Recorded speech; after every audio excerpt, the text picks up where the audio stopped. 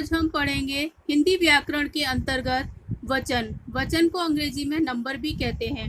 यहाँ पर कुछ चित्र दिए हुए हैं। लड़की, लड़कियाँ, लड़का, लड़के, पेड़, पेड़। आपने देखा कि लड़की का लड़कियाँ हो गया, लड़का का लड़के हो गया, लेकिन पेड़ का पेड़ ही रहा। तो इसी तरह से जो है कुछ शब्द जो है वो परिवर्तित नहीं होते हैं, वो एक वचन से बहुवचन में नहीं होते हैं। अब हम देखेंगे कि वचन किसे कहते हैं।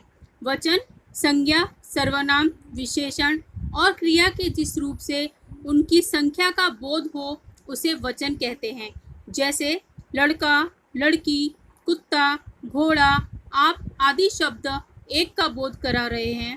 वहीं दूसरे शब्द हैं लड़के, लड़कियां, कुत्ते, घोड़े, आप लोग आदि शब्द अनेक का बोध करा रहे हैं।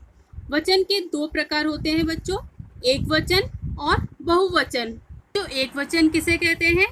एक वचन जिस संज्ञा या सर्वनाम शब्द से उसके एक होने का पता चलता है उसे हम एक वचन कहते हैं। जैसे कुशा ने साइकिल खरीदी, रिचा ने रसगुल्ला खरीदा। साइकिल और रसगुल्ला यहाँ पर एक वचन के उदाहरण हैं। भेद है बहुवचन, जिस संज्ञा या सर्वनाम शब्द से उसके एक से अधिक होने का बोध होता है या पता चलता है उसे हम बहुवचन कहते हैं। जैसे खुशबू सारी जलेबियां खा गई, औरतें भजन गा रही हैं।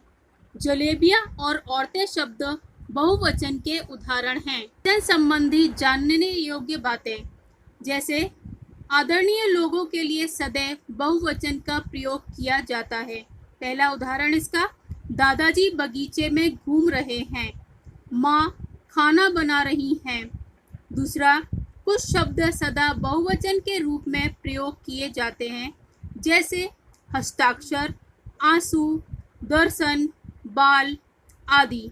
तीसरा, कुछ शब्द सदा एक वचन के रूप में प्रयोग किए जाते हैं, जैसे भीड़, पानी, जनता, सोना, बारिश, दूध आदि। चौथा, व्यक्तिवाचक एवं भाववाचक संज्ञाएं भी सदा एक वचन में ही प्रयोग की जाती हैं, जैसे गंगा, हिमालय, प्रेम, घृणा आदि।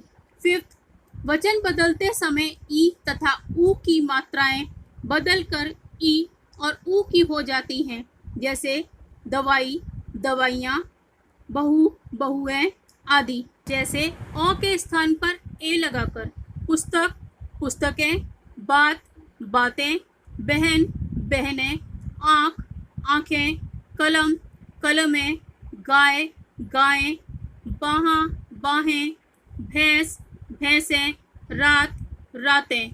आ के स्थान पर ए लगाकर पत्रिका, पत्रिकाएं, माला, मालाएं, माता, माताएं, कन्या, कन्याएं, महिला, महिलाएं, कथा, कथाएं, अध्यापिका, अध्यापिकाएं, सेना, सेनाएं, लता, लताएं। आ के स्थान पर ए लगाकर पत्ता, पत्ते, लड़का, लड़के, छाता, छाते, रुपया, रुपए, बेटा, बेटे, कमरा, कमरे, जूता, जूते, बस्ता, बस्ते, घोड़ा, घोड़े।